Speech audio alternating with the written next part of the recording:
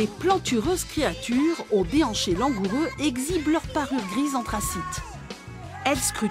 Parfois, elles esquissent quelques mouvements d'une curieuse danse, puis prennent fièrement la pose.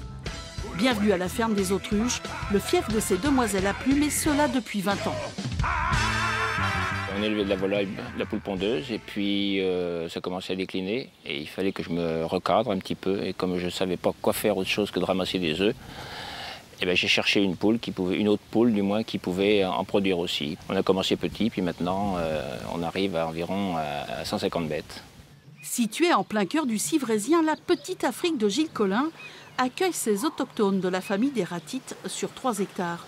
Le succès du plus grand volatile du monde ne fléchit pas car la clientèle est devenue une adepte de la viande. Elle est pauvre en calories, riche en protéines, elle n'a presque pas de gras et elle aurait des vertus pour ceux qui ont certains problèmes, notamment sur des allergies, sur le diabète et sur les plaquettes.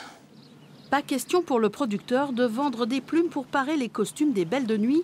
L'élevage se concentre plutôt sur la production de viande, vendue pour les grandes occasions sur les marchés et à la ferme.